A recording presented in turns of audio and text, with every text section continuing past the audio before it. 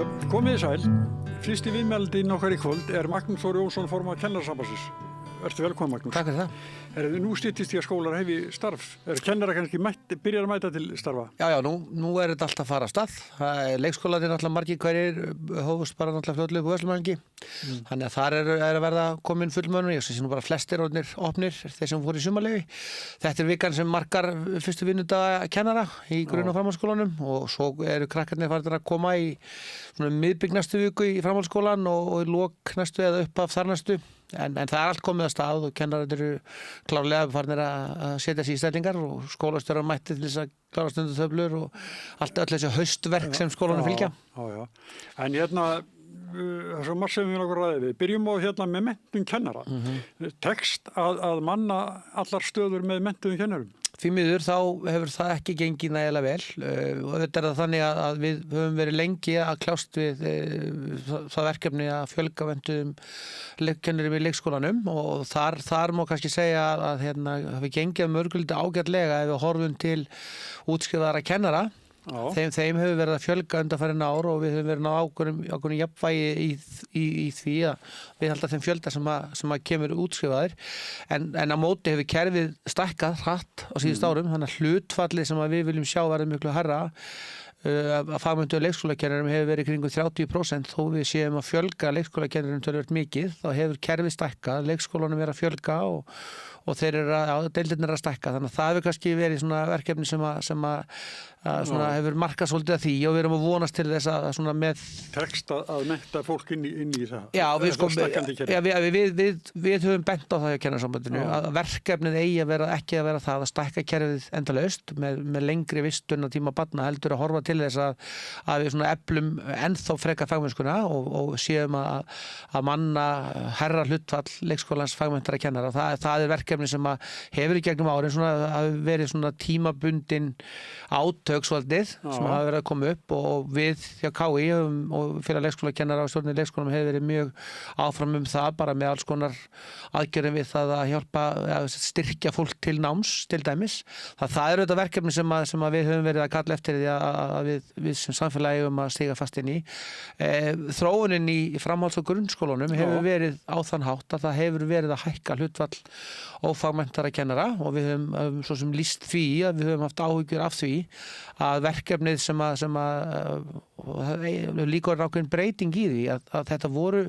má segja ákveðin svæði á landinu þar sem að kannski hlutfall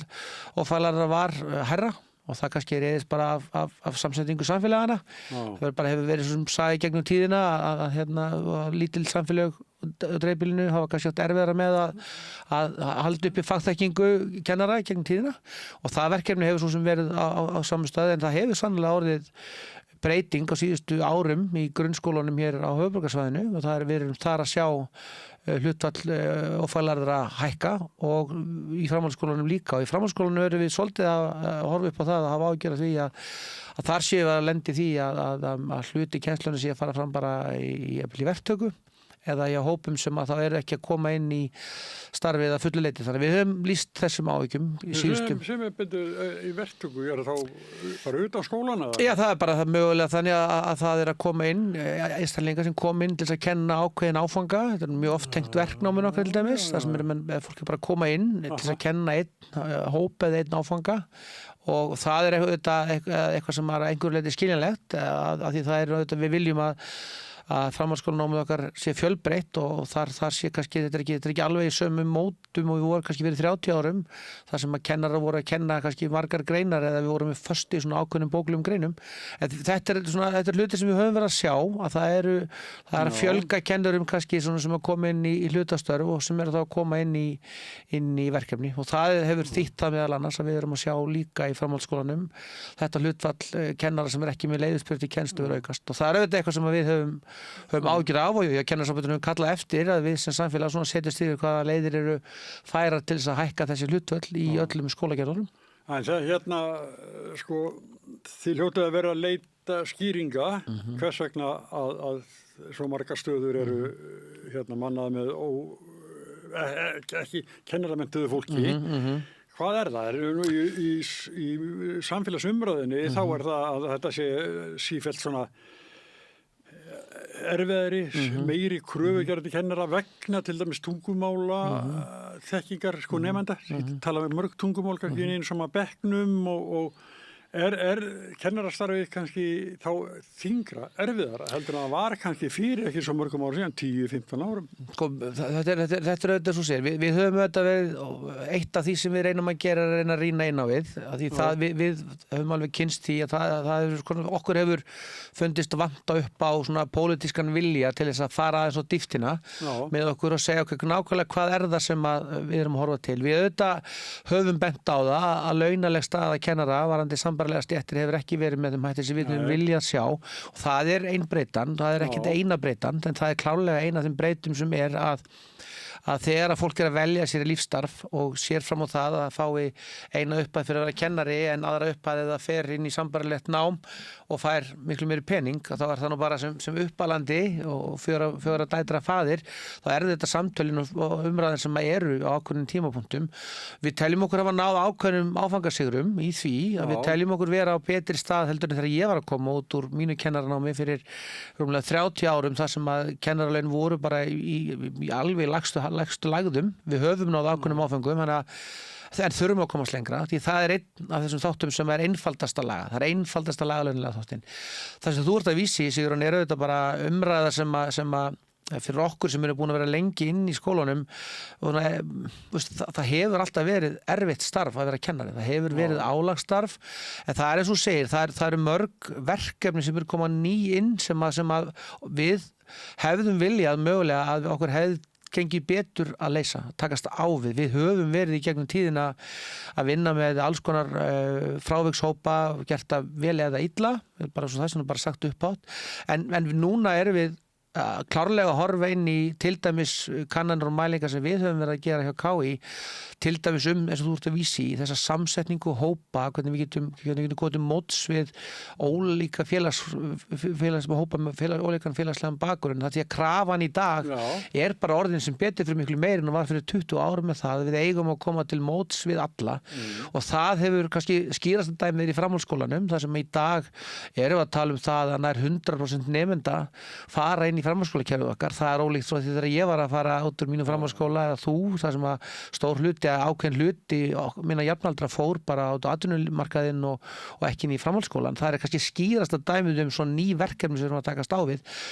og þar hafa komið upp álagspunktar sem við höfum bent á. Við höfum bent á þessa hópasamsetningu, hópastærðir. Okkur hefur fundist vanta upp á það að við fáum þjónustu fyrir börnin sem mesta frávikið hafa, þurfa mest aðstoðana til þess að ná utan skólan. Við viljum að þessi breyting á skólakerfinu sem varði það að skólinn, hverfiskólinn og þorpsskólinn ætti að vera fyrir alla, hún hefur verið betur fjármögnuð ígrunduð, okkur hefur gengið betur að koma til mótsveðana því það er álag hjá kennara að vinna með nemendur sem líður ekki vel í aðstæðunum. Og svo þetta er í dag, nýjustu tölur sem við sjáum, þá erum við að vera komin 20% nemenda búi ekki að íslensku sem móðurmáli eða helsta tungumáli sínu heimili. Það er risaverkefni sem að kannski ekki, ég ætla að leyfa mér að segja það, og síðustu kannski 3, 4, 5 árum höfum við náð í ákveðnum skólum, í ákveðnum samfélögum höfum við náð ákveðnum tökum á því verkefni en heilt yfir hefur okkur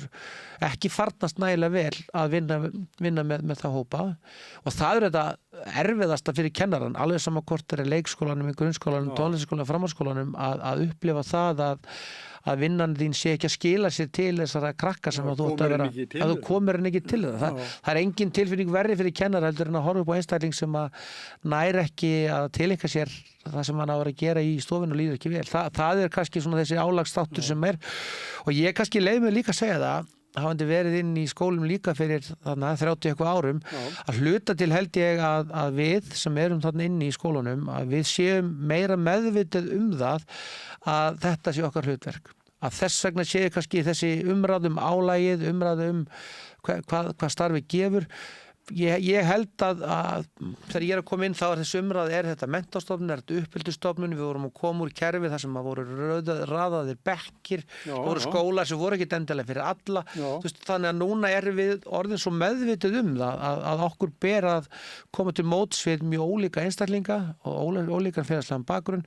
og það er erfitt verkefni og við höfum núna farin að tala einhverju hluti sem ég held að fyrir 30 árum voru svo ekkit mikið svo glatt umræðefni skólan, sko, því það var bara annar hlutverk sem hann hafði. Þetta er svona blanda af mörgu. Einfaldast að laga launaþáttinn en svarið við hinu þetta bara það sem við svolítið höfum að kalla eftir, að við sem samfélag svolítið bara rýnum onni það, hvað viljum við fá út úr skólanum okkar, hvað viljum við að þeir geri og hvernig styðjum við það best í hverfunum okkar eða þorpunum eða samfélagunum eða hvað sem við erum að tala sko. Þannig held ég að við þurfum að nenna frá dýftina sko, og vita hvað við viljum gera. Já, en þegar ég var að spyrja þessi þá sagði þau líka fyrir mér sko að vel meinandi kennari, vel menntaður og hvaðina og vel undirbúinn að getur staðið frammi fyrir því að í bekknum hans eru nemendur sem að getur ekki náttúrulega sambandi við það vantar bara tungumál til að geta að tala saman og hann hvort þetta geti virkað sko fráhrindandi fyrir sko að fólk svona fari síður í menntunina því að það getur staðið frammi fyrir einhverjum svona hindrunum. Ég held að það sé bara heilmikið líkur á því. Ég held að það sé akkurat svo og þú talar við erum að tala hérna krakkarna sem það er einfaldast að benda á tungumálin. Ég var nýlega að tala við kennari í mínu hverfi, býnum í Breiðholtinu sem er með 22 nemendur og 13 tungumál og á mjög mismunandi stöðu og það reyndar Breiðholti, ég ætlum að leyfa mér að orða það þannig að Breiðholti hefur verið í farabróti við það að reyna að koma til móts við þessa einstaklinga. En þetta er nákvæmlega það sem þú ert að lýsa sem að við greinum að liggur þyngst á kennurunum okkar, að það er það að vera með krakka sem við ná ekki að ná til og svo erum við auðvitað líka að horfa krakka sem eru með hegðunarfrávik og þurfa mikinn stuðning sem að var tekin ákvörðun fyrir nokkrum árum sem ég tel ennþá klárlega hafi verið rétt að hverfi skólarnir eða samfélagsskólinn eigi að vera búinn þeim eiginleika að geta tekið á móti ólíkum börnum og þarna finnst okkur vanta töluvert upp á að við horfum inn í þessa hluti sem að skipta kannski, ég ætla að leyfa mér að segja að það skipta kennara og skólafólk stærsta máli í dag er það að við getum komið til móts við akkurat þessa hópa því þetta er álagið og þetta er það sem þú ert að lýsa eru þetta sögurnar sem maður heyrir af unga fólkinu okkar sem við hittum kennaranema sem er að útskrifast hvert vor og þá heyrir maður það alveg að þau hafa alveg komið inn í skóla eða hafa heyrt af þessu að þetta séu þessi risaverkefni og þetta er klárlega einn partur og mögulega einn stærsti partur í dag af umræðinu það hvernig við getum svona dregið úr þessu álagi sko. Þú sagðir áðan sko, ár 22 nemendur í einu bekk og þar eru 13 sem eru ekki með íslensku sem móðumál. Það eru fleiri, það eru 13 tungumál sko. Já, 13 tungumál, já 13 tungumál. Já. Og þá ef að við ættum sko íslensk börn þarna sem að þá myndum við segja, heyrðu, þetta hlýtur að bitna á kennslu sem barnið mitt fær. Sko, það eru þetta viðhorfið sem að stundum verður og ég ætla nú að svona, sko, þess að ég segi að sko í dag, ég held að voru ákveðin breyting fyrir nokkrum árum. Þetta voru, fyrir svona 10 árum, þá voru þetta ákveðin hverfi á höfuðborgarsvæðinu. Þetta var Reykjanesið, þetta voru samfélög svolítið út á landi. Það sem að verkefnið var krakkar 10, 15, 20, 30% sem voru krakkar sem voru ekki með íslenskan bakgrunn og breytingin sem hefur orðið núna á síðustu árum hefur verið svo og nú erum við komin með verkefnið inn, ég ætla að leyfa mér að segja í alla grunnskóla landsins og þar greinir maður ákveðna breytingu á því hvernig þetta verður partur af umræðinni og þá er akkurat þetta sem að er málið að þú þarft að vera með kerfi þar sem að allir fá að njóta sín og þar ætla ég að leyfa mér að vísa til dæmis á það að við vorum með ráðstefnu í fyrra alheimsvísu þar sem að svona þekktustu mentamógular sko alheimssamfélagsins hvort sem eru kennarasamtökin og OECD fóru til dæmis inn í fellaskóla og voru að skoða vinnuna sem var þar unnin sem er bara eins og þessu heimsmælikvarða einmitt að koma til móts við þessar ólíku stærðir og hluti og sko ákveðum tímapunkti held ég að mögulega hefðu við getað kannski leyst verkefnið eins og var hugsað með einhverjum svona móttöku hópum, móttöku deildum sem voru hérna en í dag erum við bara að tala ef við tölum starðir sem eru í bara grunnskólanum ef við séum þessi 20% barna þá eru þetta 10.000 börn á Íslandi sem eru þá búið við þennan raunveruleika að þurfa stuðning við íslensku vegna þess að það er ekki þeirra móðurmál þau þurfa mismikinn stuðning, sumir hafa bara náð ágætlega á veg og þetta er ólíkt það er ólíkt að læra íslensku ef ég kem sem Dani eða Þjóðveri heldur en ef ég kem úr úr samfélagi þar sem arabíska letrið eða kyrillíska letrið að koma. Þetta eru svo ólíki staðir. Þannig í dag þurfum við að gera það kröfu á alla skólana okkar og þannig öll samfélagin okkar að við stígum þarna inn, því að þetta má líka segja að þetta líka okkar vaxtarbrotur í samfélagi sem að við erum komið í barneignir í 1,6 barn á fjölskyldu, þá höfum við orðið alveg vör við það að fjölgunin í skólakerfinu eða bara það að viðhalda kerfinu okkar fyrst og fremst fólkin í börnum sem eru að koma utan að, og við verðum að horfa inn í það að það verkefni verði með þeim hætti að bæða þau njóti sín og einmitt að krakkarnir sem að er það í sumum tilvikum það heppin að fá inn nógu mikið af krökkum til þess að hverfisskólinn eða bekkurinn þeirra eða þorpsskólinn beri sig, þau verða líka að fá alla þá þjónustu sem að hægt að veita. Og þetta risaverkefni og við höfum alveg bent á það og við höldum áfram að tala það sem eitt af stærstu verkefnunum í öllum skólagerðunum. Leikskólinn er klárlega í dag með örugglega herrahlutfall, það verið að fara yfir þá tölfræði. Í dag eru krakkarnir sem eru að útskrifast úr grunnskólanum sem ekki tilbúnir í rauninni til þess að íslenskan ekki orðið þeim ennþá mjög töm, þau fara samt inn í framhaldsskóla því það kerfið sem við höfum byggt upp og þarna í dag erum við komið með risaverkefni í framhaldsskólanum okkar sem að þetta er verkefni sem að næri yfir allt skólasamfélagið og fyrir okkur sem samfélag þá skiptir það öllu máli að við séum komin með 18 ára einstakling sem er tilbúin að taka þátt í íslensku samfélagi sem fullgildur og klár þegn, ekki einhver sem við þurfum að halda áfram að vera að byggja upp með, sko. Þannig að þetta er risaverkefni og þetta kallar auðvitað á, hafandi haft reynslu í samfélagi og skóla þar sem að þetta er verkefni. Þetta kallar á alls konar hluti fyrir kennara sem skólinn breytist með þessum hætti. Þetta er risaverkefni og þarna höfum við verið svolítið á sofaverðinum. Mér finnst við vera svona á ákveðnum svæðum og ákveðnum stöðum að ná einhverjum tökum, en við verðum að fara að stærra yfir því. Það er mikil verðmæti falli í þessu fólki. Algjörlega. Þetta ég bara fyrir að ég hef nú ennþá tengið út á landi, þetta er bara má segja að þetta er hópar sem hafa bara bjargað ákveðnum samfélögum. Ef við fyrir hringinn í kringum landið, þar sem við erum kannski að tala um það að 85% nemenda í litlum þorpsskóla eru krakkar sem ekki með íslenskan bakgrunn vegna þess að foreldrarnir hafa valið sér þetta samfélag og eru komið vinnu þar, hafa keypt sér heimili. Þetta er bara lykill fyrir litlu samfélag og stundum segi ég nú að við erum eitt lítið samfélag. Þannig að það er einfalt að horfa á þessi samfélag út á landi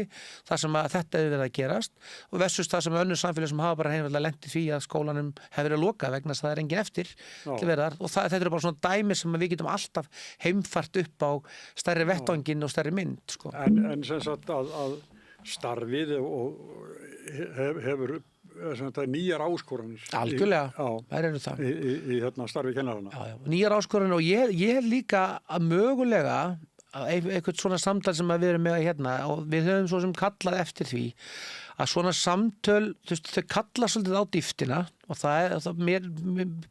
erum svolítið lélegir í Íslendingar að hugsa þetta svona heildarænt alltaf. Það er bara þannig að við höfum auðvitað reynslu af því og mér í kennarasambandi höfum verið í alls konar samtölum og þá greinum við það alveg að það er ákveðin samfélög á landinu sem hafa gefið sér tíma til þess að segja, við erum með þessa samsetningu, þetta samfélag, hvað viljum við fá út úr skólanum okkar og hvað þurfum við að gera til þess að komast þangað.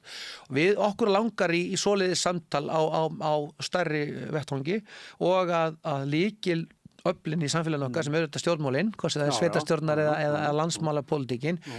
með virðingu fyrir alls konar umræðum einkunnagjöf eða einhverja hluti sem er í rammanum eða því sem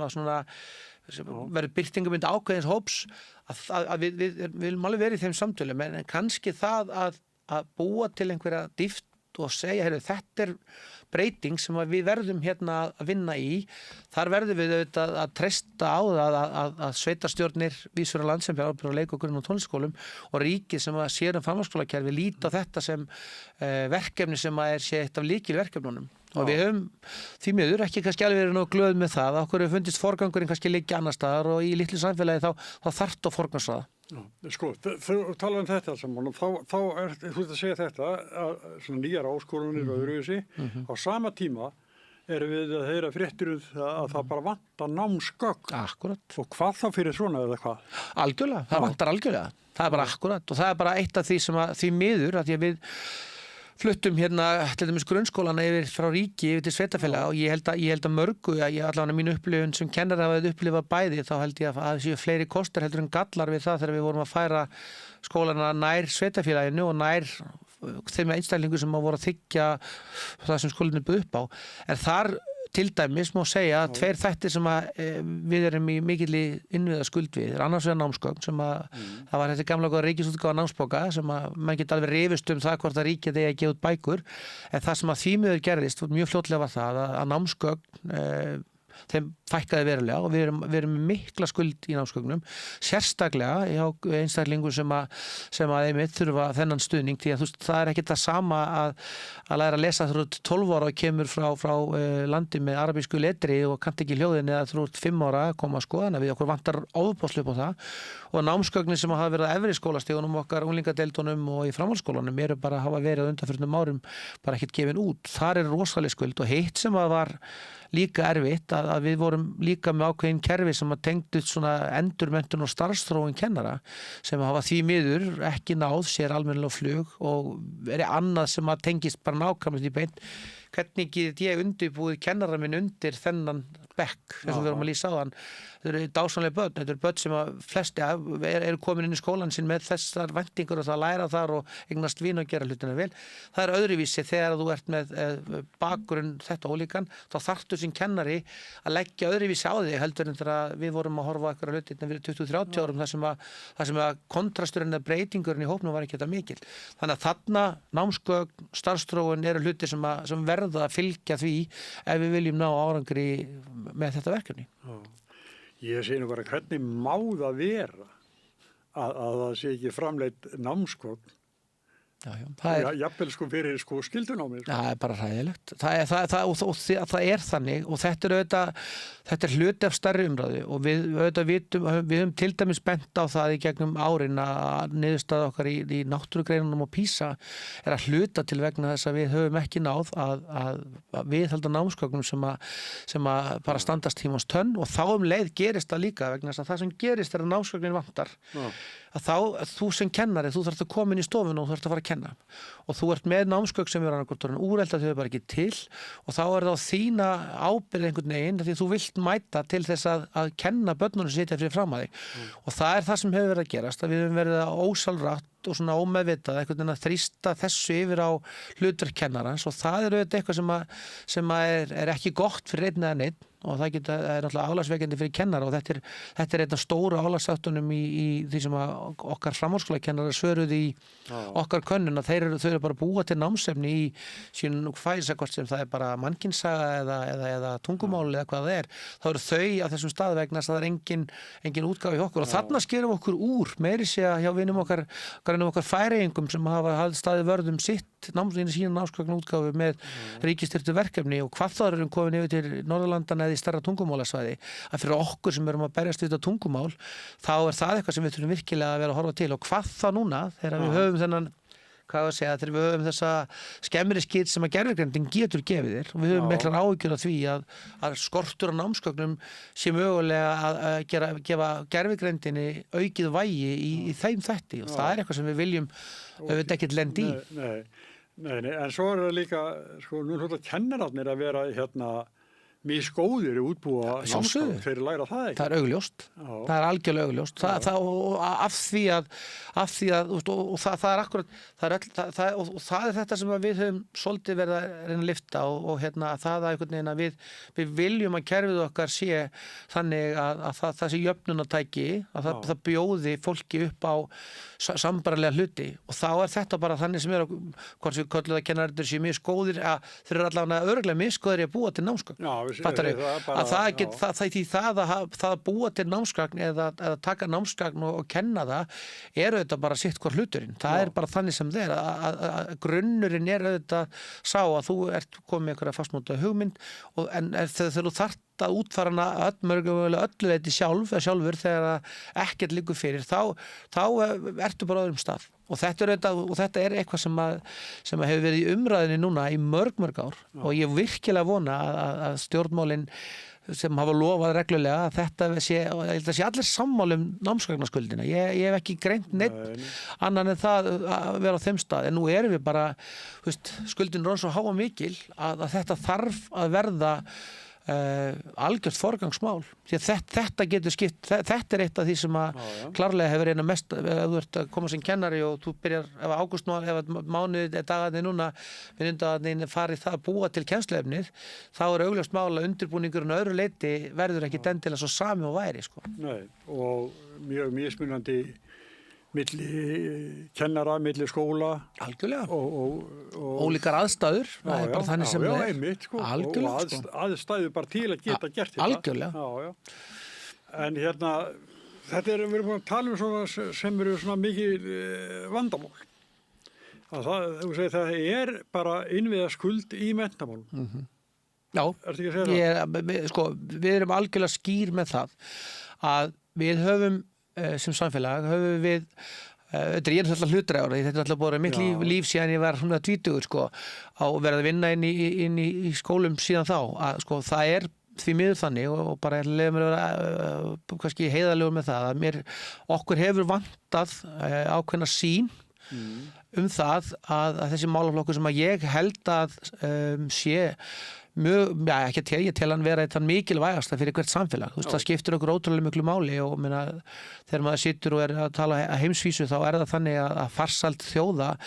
er ofsalega samofin skólakerfinu þeirra. Það er bara þannig sem þeirra að skólakerfi þarf að búa til einstaklingar sem viðhalda öflugum samfélögum. Að okkur hefur fundist of oft skammtímalausnir, svona einhverju patentgrip, pólitísk lofvorð, það hefur verið mjög lítill stöðuleiki í málaflokki menntamál, ekki bara til þessar ríkisstjórnar þó þetta sé núna búin að vera 3 ráðherrar á tiltölu stuttum tíma. Þá hefur málaflokkur menntamálana verið að hoppa milli flokka, verið að hoppa milli ráðherra og það hefur bara þýtt að svona langtíma sýnin hefur verið lítil og því miður hefur verið upplifað líka inn í sveitarfélögunum þar sem að auðvitað grunnskólinn og leikskólinn og tónlistarskólinn er, að þar séum við líka að horfa til þess að bara við pólitískar breytingar að þá séum við að stökkva inn í það að einhvern veginn að hoppa til og hlaupa gera einhvers konar átök eða eitthvað og það er nú ágætis kenningu það að átök í mestalagi veldur engum skaða en svona skorturinn á heildarsýn og framtíðarsýn vegna þess að það er kannski samræmist ekki í pólitíkinni að það er ákvarðin sem vera teknar núna í vetur fyrir barn sem er að byrja í skóla það mun væntanlega taka 10 ára að sjá hvernig það hefur virkað og þá eru mjög margir þessara pólitíkir sem bara allan að koma úr menntamálaráðuneytinu og jafnvel hættir að það hefur kannski verið það sem við höfum verið að kalla eftir og verða svona auglýs eftir því ég vilja fá samtal bara við svolítið, bara samfélögin og segja hvað viljum við fá út úr því þannig að við séum ekki að hoppa til ykkur atriði sem að eru kannski birtingamynd ákveðins hlutaskólastarfsins og fara meira á dýptina og horfa til lengri hluta og það er eitthvað sem að við vonumst til að við verður alltaf verkefni okkar hjá KÍ. Það er einhvern veginn að reyna að stýra mikilvæginu og lyfta mikilvæginu því að í kerfunum okkar er 80.000 börn ef þú tökur leikgrunn og framhaldsskólan saman og svo ert að horfa ef við tökum bara snerti 2 fullorðna þá ertu komin upp í 240.000 þetta er einhvern sem er afleiðu en það er allavega helmingu þjóðarinnar sem hefur klárlega daglega snertingu við þetta kerfi og mikilvægið þess og svona bara okkur finnst við stundum pínulítið, við erum pínulítið svekti við því að menntamálin skuli ekki vera eitt af því sem slást að fá sem málaflokk í pólitíkinni hvort sem það er það var bara menntamálaráðherra akkurat Katrín Jakobsdóttir, Þorgerður Katrín, Björn Bjarnason og ég er kannski að gleyma einhverju en þarna voru bara sem sagt fólk sem að bara var í sterkri pólitískri stöðu sem synti þessu málaflokki. Já, og ég ætla ekki að þar með ekki endilega að tala niður til fólksins sem að koma eftir, en það er einhvern veginn það sem að okkur hefur fundist vera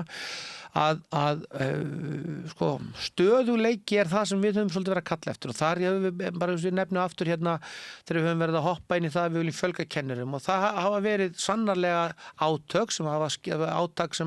höfum kannski farið í með einhverju ráðundinu, einhverju ráðherra og það hefur skilað sér og við náum hérna einhverjum ákveðnum hóp, svo kemur nýr ráðherra og hann segir, nú ætlum við að fara að gera eitthvað annað og það er svona einfaldasta dæmið, það er rosa mikið í okkar málaflokki, það er samþykkt einhver stefna til 2030 jafnvel með undirritun allra stjórnmálaflokkana, bæðið bent á Reykjavíkurborg þar eða ríkið, svo líða 2-3 ár, það er komið breyting og þá erum við búin að beygja af þeim kursi og það þetta er olíuskip, sko. Þetta er ekki spýtbátur og trilla, þannig að þú ert alltaf að olíuskipin fara hægt yfir, þú ert alltaf að beygja af leiðinni, þá er alltaf í rotið þegar þú kemur loksins að landi, sko. Þannig að við höfum svolítið verið að reyna að lyfta því upp og það er alveg þannig að samfélag var örugglega einfaldara þegar við vorum að tala menntamálaráðherrana með stóru emmi sem voru hérna að taka stóra ákvarðanir 70 eitthvað, 80 eitthvað, að það er svolítið það sem við höfum verið svolítið að benda á. Við verðum einhvern veginn að og við getum ekki rifist PISA 3 ára fresti og rifist tölur og bókstafi en einhvern veginn látið allt hitt sem að skiptir mestu máli svolítið bara fljóta á milli þessara svona heitu kartaflana sem þetta stundum upp. Já, og svona skugginn af þeim svona leggst yfir annað. Já, en það þannig að svona í hérna svona það sem að íbúar eru fáir og skólar því kannski þá takmarkar eitthvað, að það sé bara sýnilegt að skólar ráði ekki við hlutur sitt. Það getur kannski átt við stærri skólar. Já, við náttúrulega, okkur langar mjög að rýna aðeins í umræðan kerfið okkar, dýraskólakerfið okkar til dæmis, sem hefur svolítið verið lyft. Og við höfum alveg svona ákveðnar skoðanir á því og erum alveg að skoða það niður í KÍ núna, við viljum vera hluta þeirra umræðu líka. Sko, mér hefur ekki endilega fundist, ég geta sagt að lítið samfélag eða stórt samfélag sé átómatist orðið betra að verra í því að ná að sinna einhverjum hlutverkum. Það er miklu frekar ákvörðun hvers samfélags, hvernig þau ákveða að gera hlutina og það eru lítil sveitarfélög út á landi sem að mínu viti að gera hlutina algjörlega til fyrirmyndar, hvort sem það að vinna með einmitt nemendum erlendi bergi. Þar það auðvitað þannig að fólk sem að nemendur mikil frávik út af líkamlega andlegri fötlun, þeir eru ekkert lengur sendir